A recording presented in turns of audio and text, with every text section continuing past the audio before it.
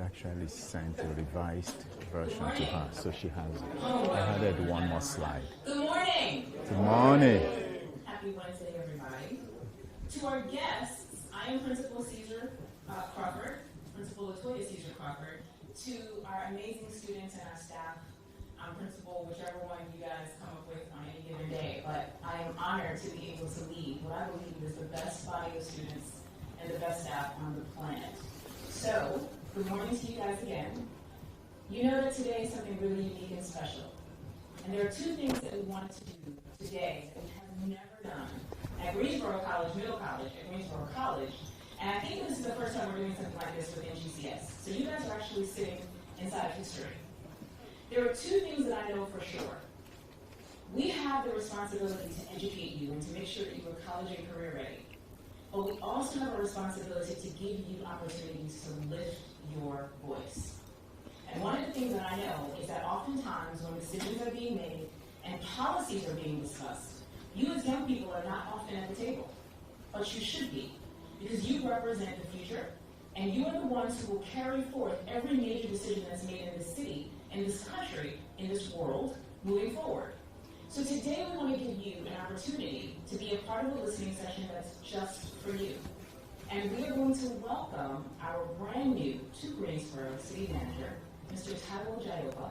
And we're going to have our students do that in the most amazing way in just a few moments.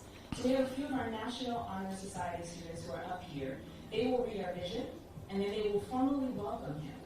But in the interim moment, take the moment while you're in the room. Give yourselves a round of applause. You probably will not know the significance of this moment right now, but a couple of years from now, you will look back and you will remember that you lifted your voice.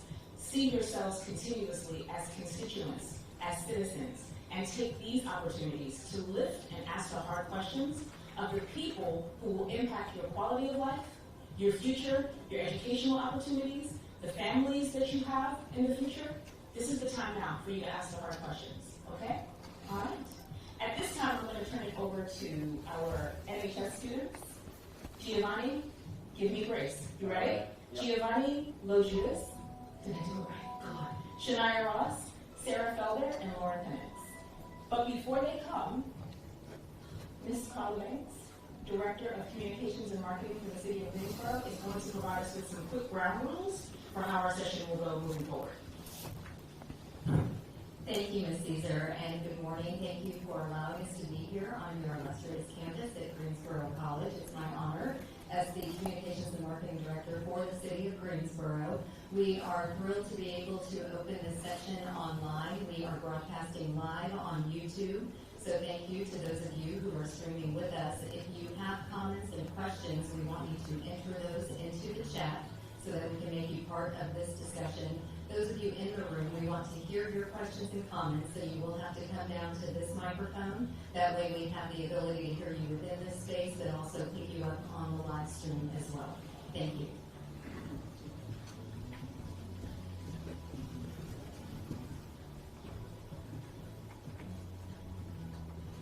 So while we move forward with our technology, we're going to put the presentation back on.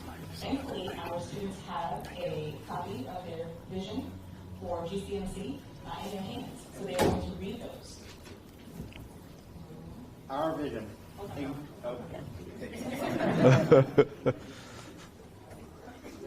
Testing. That's much better. Our vision. Engage students with opportunities to work collaboratively, to apply new knowledge, and solve problems using a rigorous curriculum. To challenge students to think critically, communicate their ideas when asked higher order questions, and take their learning beyond the high school classroom towards a college education. And empower students to take responsibility for their learning, to become lifelong leaders, and to be lifelong learners by giving them access to technology and other helpful resources.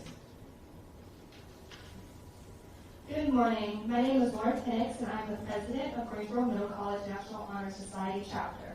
On behalf of Greensboro College and the Middle College, I'd like to formally welcome you all to this listening session with our new city manager, Taiwo Jaiyeoba. Today is our time as a community to ask questions and to collectively find ways to improve our city. We hope this session is informative and helpful to all who are here today. And thank you again for joining us.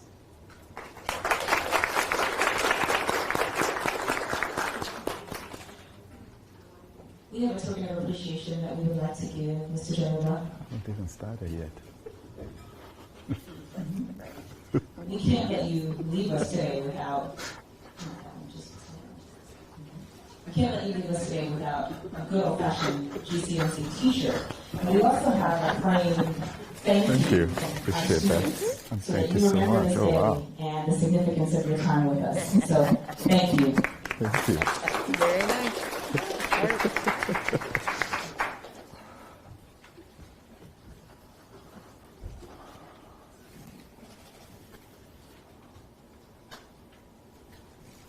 Okay. I warmed it up for you.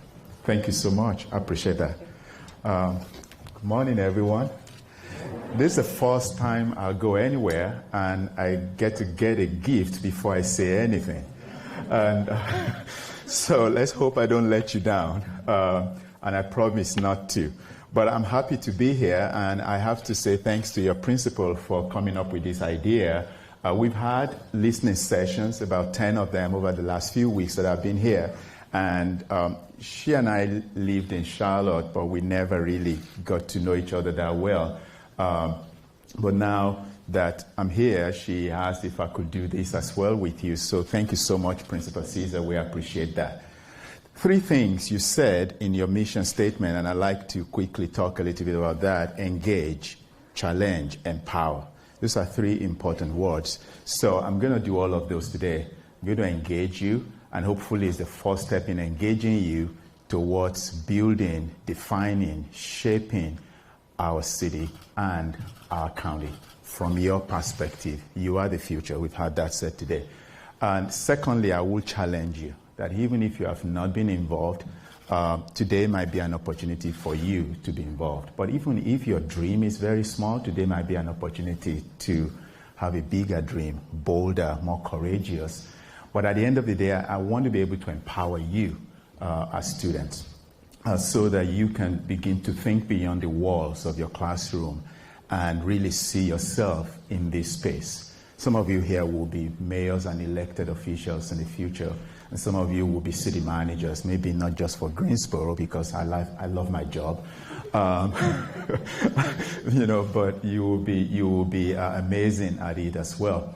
But before I do anything, I want to acknowledge Dr. Goldie Wells, who is a council member for District 2, and she's one of my 9 bosses, and so I'm happy that she's here today. So once again, I'll introduce myself to you by sharing with you a little bit about myself, and then I'll stop so you can ask me questions about what I do. These are my parents, really proud of them. I remember one day I'd finished my first degree in geography, and after I was done, I wanted to go into either law enforcement or just do something in the military. I remember my dad telling me that I would be a great city planner because that's the way I'm wired. And I thought, I should be planning for my future, not you planning for my future. But my dad ended up paying into the university for me to study a master's in urban planning. I ended up becoming, of course, the planning director for the city of Charlotte after so many years. Unfortunately, Dad left us some years ago. He was a professor of mental health, and my mom is a nurse. She's still with us. And these 2 people are so near and dear to me. I talk to my mom every day, just so you know. So that's something you ought to consider. I grew up with these wonderful folks here, my brothers and my brother and my sisters. So all of them are more educated than I am. They all have their doctorate degree. My brother is a professor. My 2 younger sisters, one is an attorney and the other is a medical doctor, but they all have their own degrees. So education was very, very important. I remember growing up, and my dad said, if you have education, you level the playing field, because that may be some tool for you to be able to do a lot of things that you can accomplish. I've been to many places in the United States, so all the places that I've been and the things that I have seen and the places where I've lived and worked. I've been to 47 states in the United States, and I've worked in most of those states as well. I once took a trip, an Amtrak trip from New York all the way to Sacramento, California, crossing about 11 states and the Mississippi, and that allowed me to be able to see more of this beautiful country. But the ability to be able to see different people play from different environment, work from different environment are the things that have fed into my thinking of how cities should look. I've seen things that worked, but I've also seen things that do not work. And how can we become that place where we make things happen? But I'm here now, and this is my happy place for a reason that I've got 7 daughters. And so when I am with young people, I'm very happy because I truly believe that I have an idea how you guys think because they tell me. And so that's very important. Every single one of them, with the exception of the young one in blue shirt, is in a college somewhere. My 17-year-old in red is going to be attending UNCG this fall to study English with a minor in music. And the 12-year-old wants to go to college in Paris. I'm trying to encourage her that she could think about Montreal because that's a little closer. But she doesn't want to listen. And of course, I have a male dog, and it's, I find myself some days when I come home and he totally gets it. He understands, and he doesn't talk back necessarily. And it's very therapeutic, but he also knows what mood I am in and what mood we're in. But we've got a lovely family, I'll tell you that, and I appreciate that. But this is one of the reasons I am here today. But everything I just told you about myself have led me to this place. What is it like in the life of a city manager on a daily basis? The answer is it depends. There's no typical day in the life of a city manager. And there's really no typical day in the life of a leader. Whether you're a principal or you're a teacher or you're an elected official, there's never a typical day. It depends on what's going on that day. It depends on the crisis, the challenges, and the things that that's impacting us. It used to be said that all politics or everything that we do is local. That's no longer true. Everything that we do is influenced by what's happening nationally and globally. And so as a city manager, I have to be mindful that while I may be city manager for Greensboro, what happens in the county, what happens in the triad, what happens in the state, what happens in the country, and what happens globally ultimately affects us because we're no longer one monolithic community, we're diverse. In this city, we have people from Ukraine as well.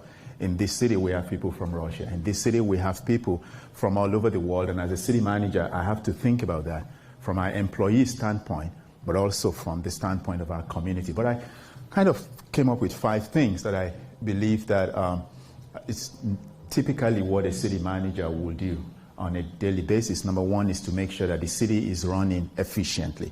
And that's important, to make sure that your garbage is being picked up, your recycling is being taken care of, to make sure that you have good quality, clean water, to make sure that buses are running on time, and if they're not, you send me emails, or your parents will do, and I have to make sure that the right person can get to it and take care of it. On a daily basis, we also have to make sure that if there's a traffic situation, the police department will typically send me an email to give me an idea of where that is going, why it's going on, and when we think we can actually clear up the roadway for people to move around. So the job of a city manager and his staff is to make sure that the city is running efficiently. Just like the human body is running efficiently, the city is a system. It's not one thing that makes a city. There's a lot of things that make a city together. And so just like your body, I have to make sure that the city is functioning constantly, because money is not the only thing that makes cities run. People make cities work, and that's very important. I think William Shakespeare said, "What is the city but the people?" And if people make cities and shape cities, then it's important for me to listen to them, whether those people are my employees or those people are the residents that we work with every day. And of course, I report to the elected officials, so I've got 9 bosses. And one of the questions that I get asked all the time is, how do you make 9 bosses happy? I can't, but I try to get them to a happy place. So it's about compromises, and it's making sure that I get to talk to them. If they call me I have to answer. They text me, it's my responsibility to do so. And they shape our policies. I make recommendations, they weigh the recommendations, they can decide to vote for it or vote against it, but ultimately, whatever decision they make, the city manager and his or her staff would go right ahead and begin to implement those. If I present a budget to them, they have to deliberate and discuss that, and if they approve that budget, we as a team have to go out there and begin to implement. But think about it, they are the policy makers. The city manager and his team or her team, we are the implementers. And we have a responsibility to challenge some ideas, sometimes some policies, and go back to them and say, hey, we've thought about what you asked us to do, but perhaps there's a way to do it better. Or maybe there's another way that we can actually craft this. So it's very important that we work together in sync. So every single day, I interact with all our elected officials in this city to make sure that things are running well. Notice that number one thing that I said about the city manager's job is to make sure that the city is running efficiently. Most constituents, that is you, residents, businesses, are likely not to come to me to complain about something. Who do you think they go to? They go to their elected officials. There are 5 council districts in this city. So every council district has an elected representative over those council districts. And then we also have at-large council representatives, and there are 3 of them, and then plus 1, the mayor. So making it 9 different elected officials. Those at large are not necessarily limited to one council district. They actually are over, they go throughout the entire city. So depending on where you live, you fall into one of 5. If you live in the city of Greensboro, that is, depending on where you live, you fall into one of 5 council districts. So you're likely going to go to them to complain about trash on the street, or you may complain to them that your neighbor has his music up around midnight. And when you talk to them, they kind of get to talk to me.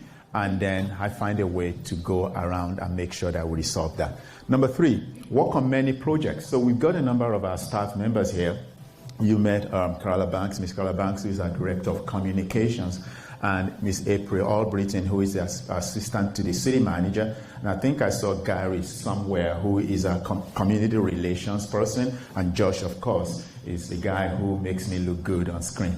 But every single person has a responsibility, whether that responsibility is to get up early in the morning before any one of you wakes up to pick up your trash, to make sure that when you wake up or your parents come back from work, it's empty. Yesterday, Ms. April and I went to speak to our solid waste employees around 7 a.m. But when we were going in at 7 a.m., there was a shift of workers that were already out about 2 hours earlier, and they were already doing the work. Every time you jump on a bus system, it's likely that that bus pulled out of the station around 4:30 a.m. in the morning, because every one of them has to do that. The city manager is not going to, I don't even know how to drive a bus, but these guys know. So they go into it. So those are the types of projects that we manage. We manage, yesterday, Ms. April and I met with one of the major developers in the city and talking about building another high-rise downtown. And those are the types of things we do. We don't build it ourselves, but we help create the environment that makes these things happen. So we work on major projects. We also work on smaller projects, but no project is insignificant. Whether the scale is small or large, they are all very important. Number 4, I have fun doing this. I love it. I don't think it's a job. I think it's a calling. I love being here. Every single day I wake up, I understand what my why is. I never said to myself, oh, I have to go back there again. Now, when I was in school, I think I did that. I'm not encouraging you to do that, but I love what I do and I have fun doing it. Right along with police officers, right along with fire officers, right along with solid waste truck drivers who go to pick trash. Or last week when I went on a ride to see that we have 4 lakes in this city where we get our water supply. And being able to tour all of those and realize that we actually have a lot more than we talk about as a city. It's part of the fun that I have. This is fun being here today because you are our future. And I see you in this place in the future where you're standing, in front of those who are still to come. So you've got to have fun doing this and then make an impact while you're doing it. Are there challenges? Yes. Are there moments of doubts and wonder if maybe this is not really where I'm supposed to be? There will be those moments. But those are the moments when you have to ask yourself, why do I even do what I do? What's my why? Why am I here today? I'm here to make a place better for people, livable, viable, thriving, so that anyone, whether they're age 5 or even younger, or age 50 or older, they find Greensboro as the place for them to live and thrive. And finally, I manage your parents' money. They pay taxes, and so I have got to be responsible and accountable for that. We have a budget of about $614 million annually as a city, and that's what the council adopted last year. I have to be responsible for every single cent of that to make sure that it's spent well and it's spent right and it goes to the right places. It's not my money, it's our money, our community money. So I'm responsible to the taxpayers for every single dollar. So if people come to the city to ask for money, I also have to ask them, why do you need it? And what are you going to use it to do for the benefit of our residents? So that's very, very important. And finally, every organization has to thrive on the basis of its mission and vision. Because if you don't know where we're going, any road will get you there. You might not even know when you get there. So you've got to have a vision and you've got to have a mission. One of the reasons I was really attracted to Greensboro as city manager is found in this mission statement and the vision statement to create equitable economic opportunities for all. Very important. No one should benefit alone from the impact of development, while somebody is being burdened by the impact of development. Every single one of us, regardless of race, regardless of background, regardless of age or physical ability, should actually benefit from the impact of growth and development. And one of the things that also helped me in making the decision to be here is that last sentence there in bold: exceptional quality of life. How do we deliver that exceptional quality of life? That's why I'm here, to make sure that every single day potholes are taken care of, trees that are falling are removed from the roads. Make sure that if you see trash on the sides of the road and you call us, we get there. If there's a crisis going on in the community, I want to make sure that we're on top of it. Exceptional quality of life for every Greensboroan, including all of you. So thank you so much for having me here today. Now you know a little bit about me and a little bit about what I do, but I'd like to hear from you.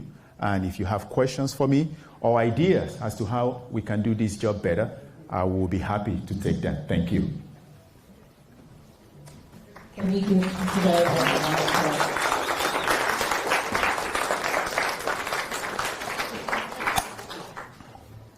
So, a lot of people don't know this, but we are the only middle college right now in Guilford County Schools that offers a racial equity and social justice class. Yeah, that part. One of the things that you heard around the vision and the mission is this idea of equity. It was really important for this moment to happen because while our city manager talks about some of the practical things that are a part of his job, much of it is around policy making that will impact what equity looks like in this city. And so I know you guys are prepared to ask some really hard questions. And I want you to remember this opportunity.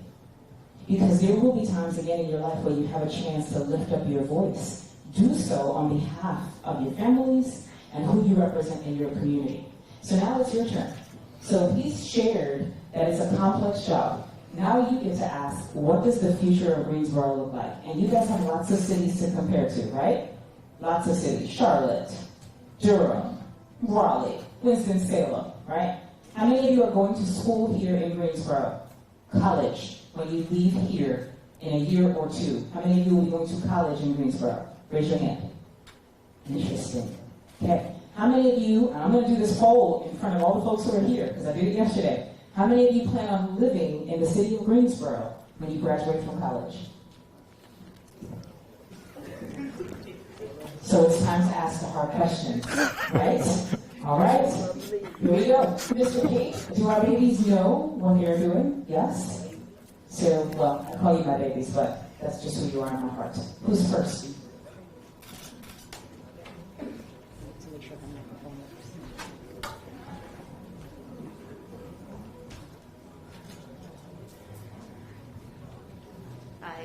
Hi. My name is Serena.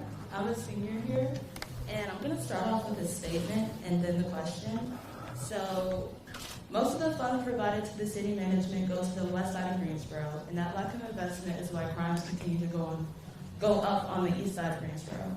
It is also the most controlled and where most of the arrests for crimes are executed. Why do we continue to invest the west side despite the financial needs of the east? Wow, hard question. First of all, I want to encourage all of you to stay in Greensboro when you're done. I understand why kids want to go somewhere else, but I can tell you it's bad out there. It's really, really bad out there. This is awesome place to be in the city of Greensboro. You know, when I first started, I'll answer your question using an example, and then I'll bring it home. When I first started as city planning director in Charlotte, one of the first things that I asked for was a citywide land use plan and comprehensive plan. And when we started to do that, I began by mapping the entire city. I call it Equity Atlas. I wanted to put numbers to inequity.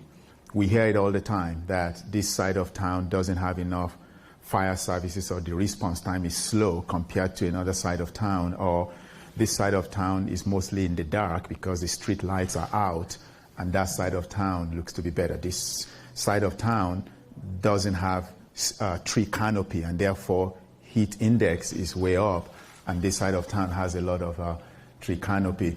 So I put numbers to this and was able to confirm what a lot of people had said, that the west side of Charlotte had the most minority population, black people. The east side of Charlotte had the most Hispanic population. And so that area that is northwest and northeast of uptown Charlotte, where most minority population live, also happens to have the worst school quality of schools, also has the least response time when it comes to emergency services, had a lot of heat islands because most trees have been removed from there, and also that's where you have the lowest income. The south side of town, which is called the Wedge, was where the most white affluent population live. It had the best quality of schools. It had the second highest congestion of traffic in the city because of jobs. Uptown has the first. And so that was the theme that made us to go into community engagement and say, if we're going to create an equitable city, a comprehensive plan, how do we make sure that every voice comes to the table? Immigrants, young people, disabled people. When you look around you, you'll notice that most of our cities are designed for able-bodied people, not even people who are on wheelchairs. And so I went into some social experiments. I asked the Redlining Council of the Blind to blindfold me so that I'll try and cross a street to catch a bus. And it was a 4-lane street. Well, needless to say, I was so scared I turned back. Imagine people who live that life every single day. So bring it home to East Charlotte, Districts 1 and District 2, which Council Dr. Goldie Wells represents. That's East Charlotte. That's where the most minority population lives. That's also where you have the least amount of investment. And it's also where you have the lowest life expectancy, as well as the lowest in terms of education. I'm doing something right now, which is to be able to, at some point in the future, come to council, put the numbers on these things, and then we'll begin to reinvest, examine our investment in those areas. I like to do an asset mapping exercise at some point in the future, because the east side also has some assets too. For example, we've got some regional parks there. We've got Major College there, the largest HBCU in the country in A&T. We've got that there. It's some assets there. But are these assets accessible by the people who live there? And how can we make sure that we connect it very well? The east side also has the most amount of transit services. But if the transit services only provide transit service every 60 minutes, then it's not necessarily useful to people who live there. And so at some point, we're going to do that asset mapping, and I'm going to propose to council that we have a deliberate and intentional economic investment in those parts of the city that will help people to be able to get to where they need to go. And finally, I will say this. The east side is also where land is the cheapest when you come to think about development. And so most likely people will go there to pick up land for cheap and build homes there that may result in displacement of people who currently live there. And so we have a responsibility to make sure that our seniors who have lived there for most of their lives and our young people who are living there do not have to live expensively and therefore be displaced. So I get it, I'm looking at that, and we're definitely going to make sure that we reconsider how we've been doing things for many years so that we can lift the east side up. Thank you.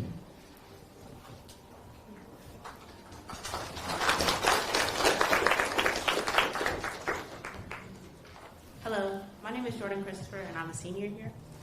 I have two questions, actually.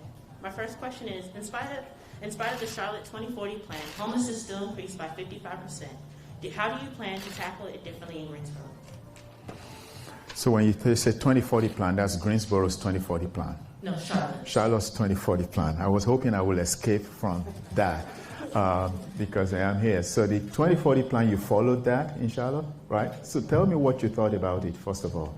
When I was reading about it, because I was reading it with my family, it talked a lot about the equity, the things that you've been bringing up a lot, with equity and equality for all. And I saw it and I was like, okay, that's great. And I still looked at the homeless plans, and there was a lot of still increasement of the homeless, and I felt like that wasn't as equitable as I thought it would be. Good point. So thank you. That's very important. I'm glad you read it. So a land use plan by its nature is primarily for land use. So it talks about how we're growing and how we're going to manage our growth and development in the future.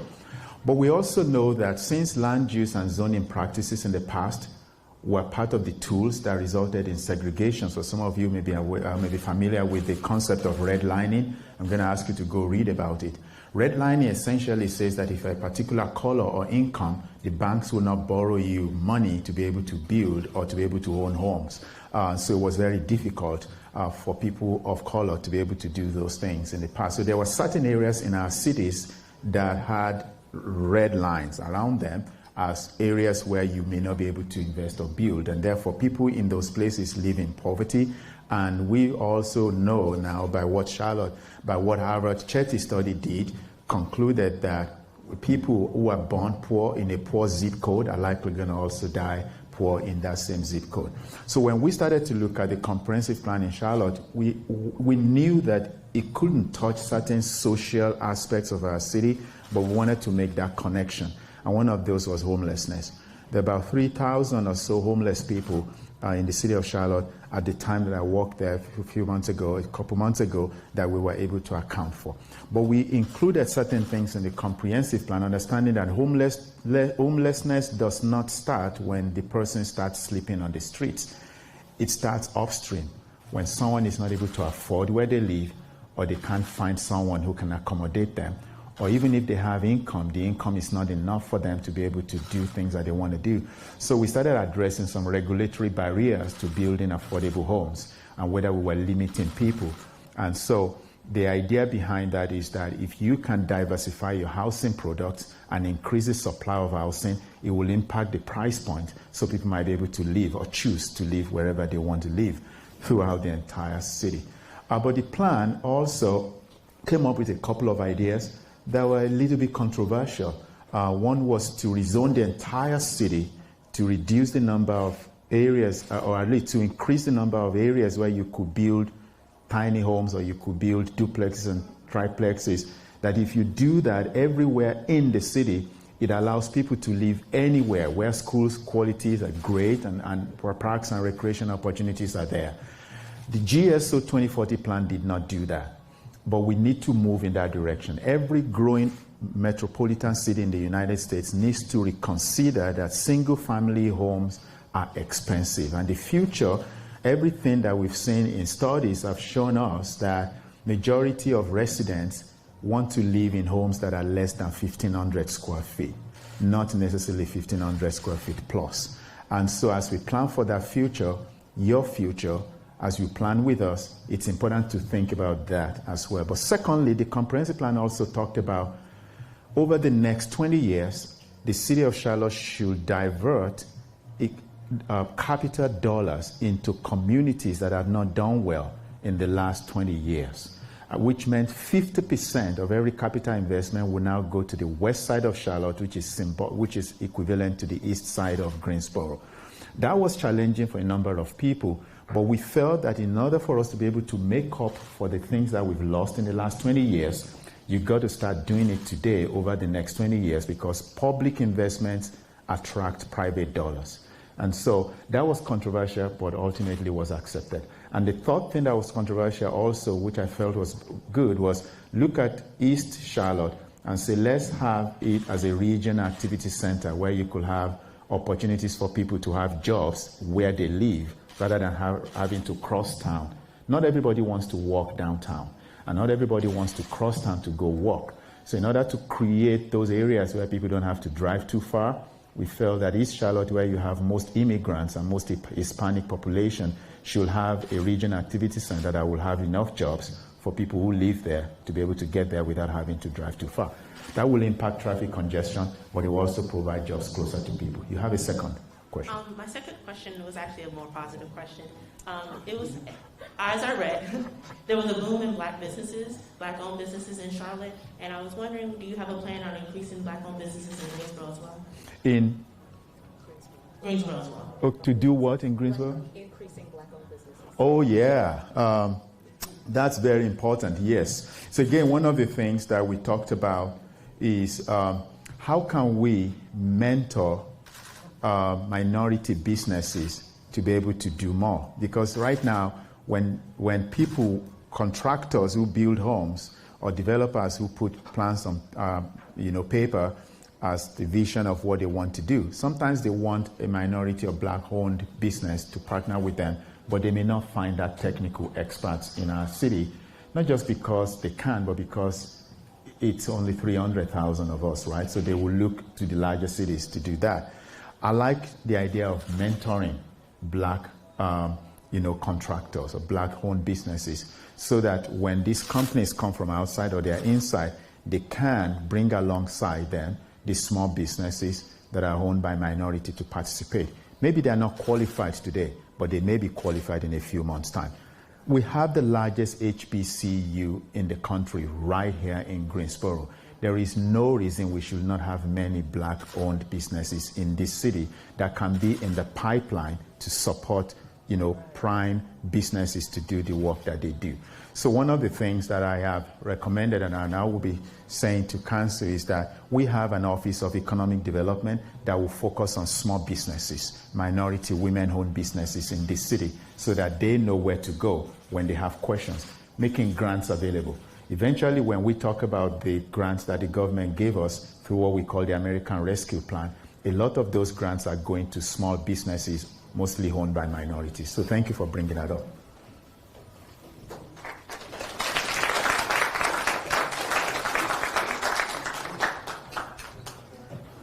Keep them coming. Any other question?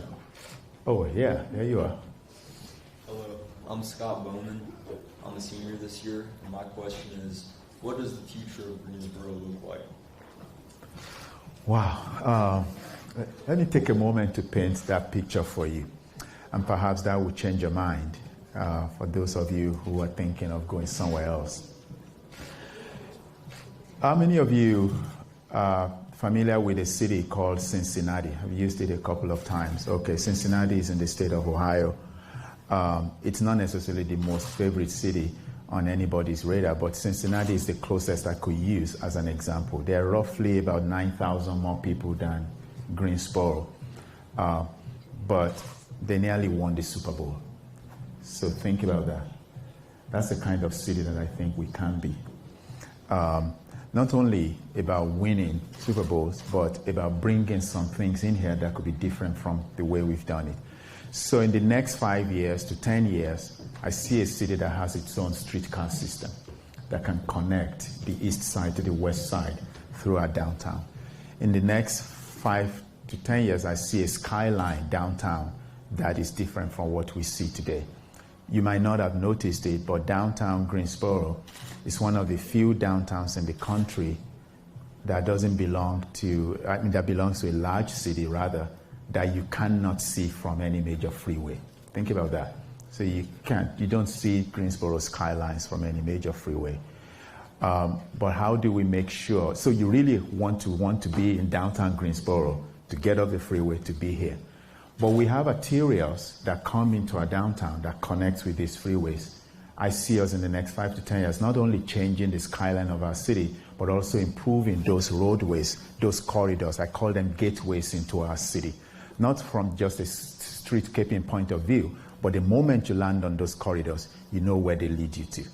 I see also a city where young people have more roles to play in how we shape our policies. And how I've been to a number of listening sessions, nothing against people who are like 50 years plus like me, but I want to see more young people at our listening sessions to take active roles in what we do as a city, to run for city government, to want to work and be mentored to be in this position, because then you're able to reflect the aspirations of your colleagues, when you do that.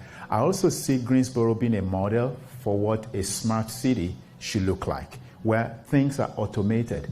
So, you don't have to necessarily go into a brick and mortar environment to have experience, but you can actually do that from wherever you are.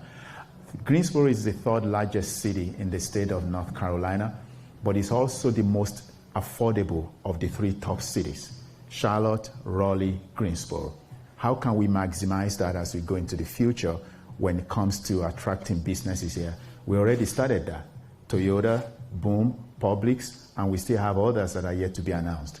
I know that between those two, Toyota and Boom Supersonic, are roughly over 3,000 jobs. And those people need to come from somewhere, and they need to live somewhere, and they need to eat somewhere, and they also need to be able to have their family close to where they are. I see Greensboro being that type of city, so that you don't necessarily have to go to Charlotte or Raleigh to do some businesses, but because everything is right here. This is a 15 to 20-minute city, but only if you have a car. How can we make sure that it continues to be 15 to 20 minutes, whether you ride your bicycle or whether you are, taking transit to wherever you need to go? Did that answer your question a little bit? How many people want to stay in Greensboro now after they graduate?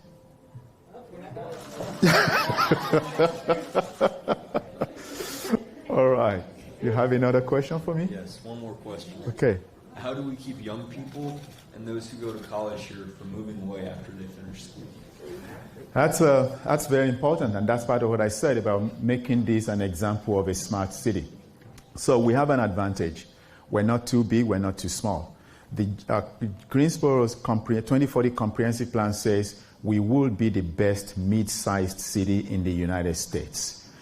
My vision is that if an American wakes up anywhere in the United States today, in 5 years' time, and they're thinking about where to go with their family, Greensboro is on their top 10 list of cities to go.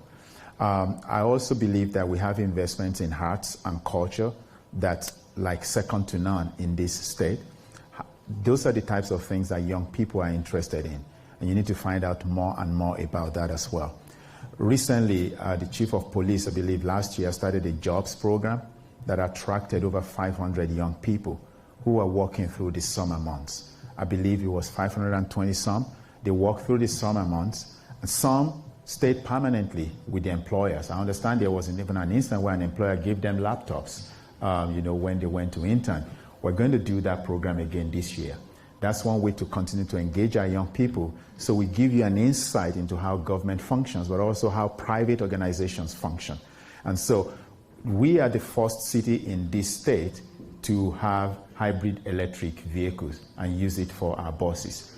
And having Toyota electric vehicle battery plant in our city is very important to keeping talents, young talents, whether they are graduating high school or whether they are graduating from college. So our overall goal is to make sure that we keep our young people here so that even if they have a choice to go somewhere else, they think of staying in Greensboro first because the opportunities are here.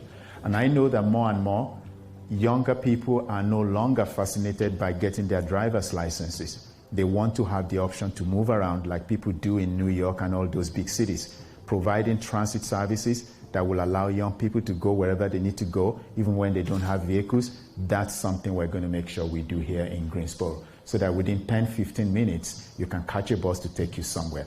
we have these lakes, we have these parks and recreational areas. Let me tell you this quickly.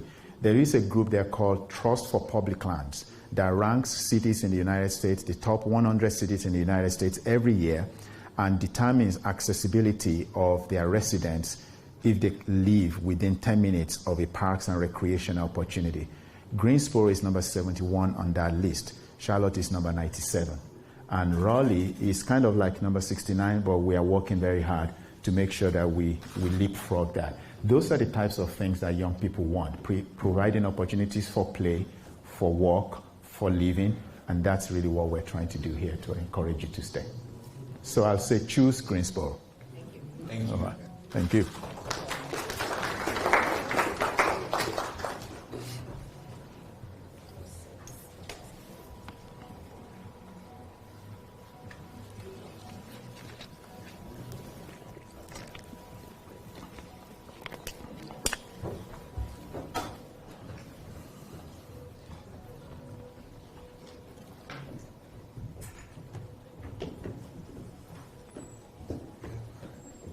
Hello, my name is Christian. Hi. I'm a junior at the Middle College. And Can you raise your voice a little bit?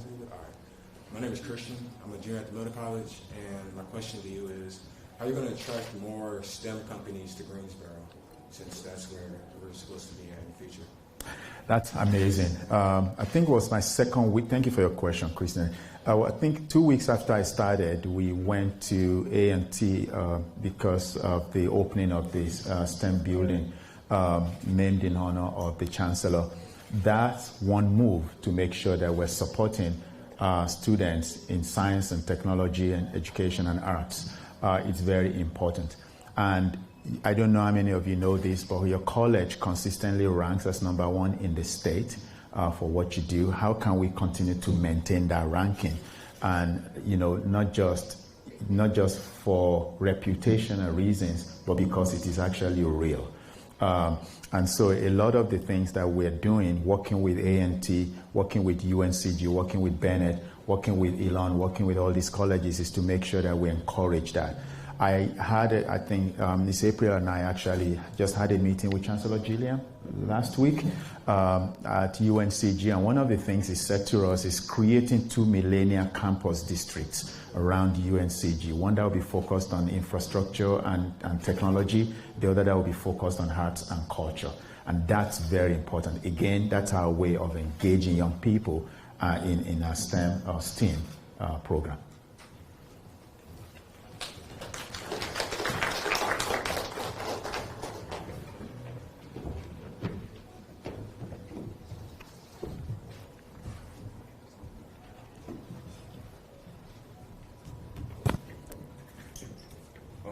My name is Eddie, and I'm a junior at the Middle College, and I feel like opportunity is the biggest attraction, and I think part of the reason that most of the students here didn't raise their hand, part of the reason that some of the students here didn't raise their hand when asked if they would say after graduating is because Greensboro isn't all that attractive in that aspect.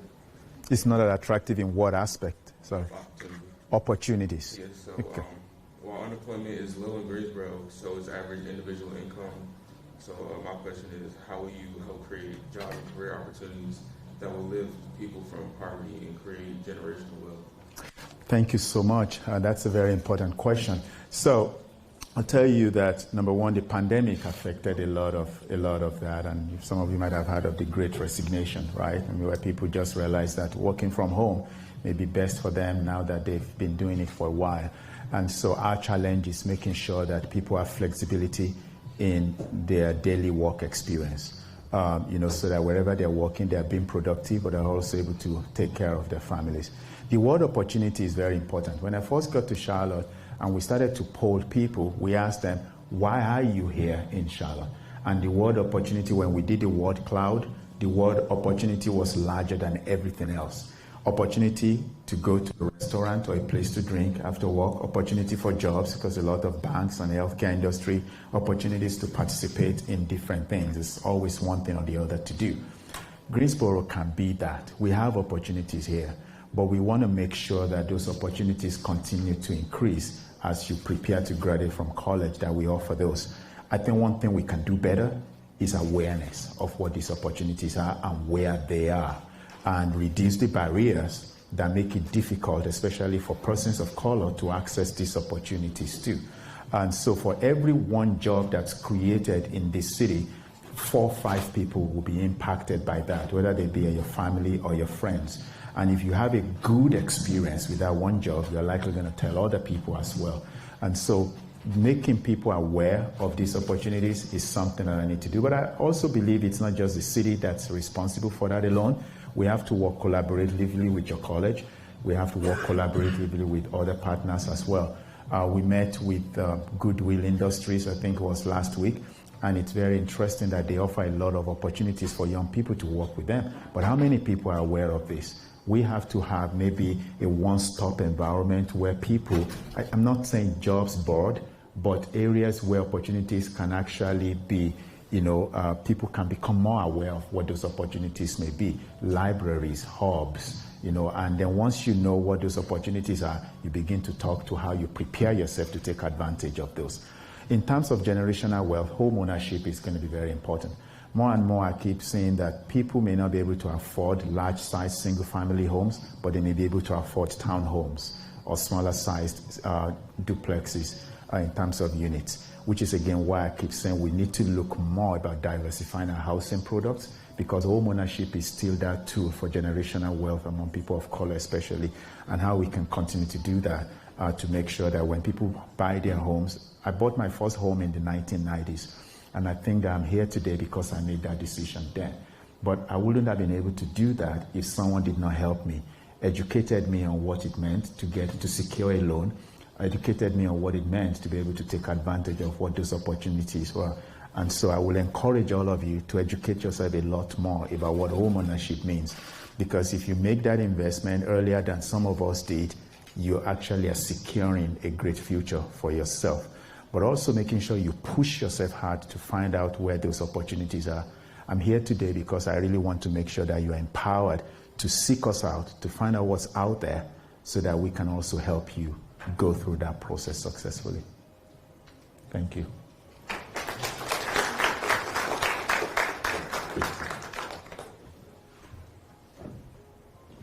This will be our last question. Okay.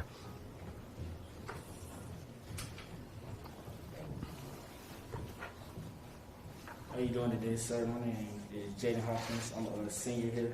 I'm going to start with a statement and I have a question. Even though the homicide rate is down, assaults involving firearms is up 58%. The whole nation is talking about crime rates. And my question is, how do we make our communities safer without over-policing in Black and poor neighborhoods? Mm-hmm.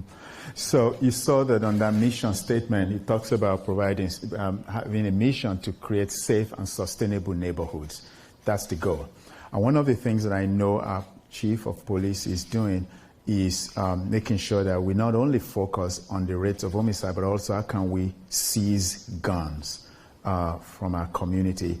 And the rate of gun seizures has also gone up, so you know. So we're doing everything we can to make sure that we are getting guns off the street. We have a Kill Violence program. Greensboro is not unique in that. A number of cities are doing that. Violence has gone up, especially since the pandemic, especially in cities. But it's really making sure that we tie it to some other things, such as provision of jobs and making sure that people are productively and meaningfully engaged, so that they do not become threat to the community. So that's very important in terms of the jobs program, in terms of the job seizure. But another thing that I believe, and Kill Violence program, but another thing that I believe is community engagement, especially with Black and brown communities. So that they no longer see police as threats and police no longer look at people as suspicious. I should never, ever have to be seen as a threat as a Black man because I'm wearing my hoodie and I'm in a nice, prestigious-looking community. No, it should never be. And so it's really a lot about education, but also a lot about working together collaboratively with our residents. So people don't feel that if you say police presence in your community, it means they are after you or that you are being targeted. Our officers are wonderful because without them, we will not be able to provide a safe and sustainable environment for our community. But we also know that we have to continue to work together between the city manager's office, the police department, and our community leaders to ensure that violence continues to go down, whether they be aggravated assaults or they be homicides or incidents of rape and shooting, that they go down. I see those statistics every single day. They send those to me. And I see that we're trending downwards, which is a good thing in some areas. In some other areas, we're trending up. How can we make sure that we continue to trend downwards in every area? It's going to take a lot of collaboration and education with the community. So you're onto something there. Public safety is key, and we have to make sure that we invest in that as we go forward. Tomorrow, at the council retreat, the police chief will be providing an extensive and in-depth presentation to the council as to where we are with regards to our public safety, but also how we're going forward and how we want to continue to address some of those issues. Thank you. I wish you all the success. City Manager Jaiyeoba, I think it's only fitting because when I got here a couple of months ago, my kids, my students, they gave me a series of questions. And I think it's only right that we end this session with one question that I think you'll appreciate. So I'm going to allow for one more, and that'll be the end. Sarah? Hello, my name is Sarah Felder, and I'm a senior at the middle college. My question for you is, if you could talk to your past or future self, which one would you choose, and what would you say?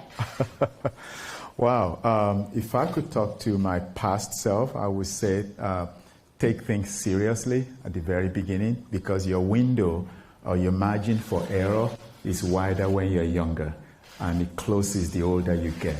And so I will have made some wiser decisions. But I would always have loved public service, because that's what I saw my parents did. They provided public services, whether my mother as a nurse or my father as a teacher. They provided public service. My future self, when I look back many years from now, I don't think I'm going to think about how much money I made. I like to be able to think about the impact I made and the legacy that I leave behind. I started by saying this is my happy place. The reason is because I like to be able to do this because you are our future. And it's very important that we hand this over to you all in a very good way so that you can actually secure and take care of that future very well. So for me, this is legacy. It's really about being able to impact people. So if I were to look back many years from now, this is the type of moment that I want to remember, not necessarily other things that are fluffy and out there. So thank you very much for asking that question.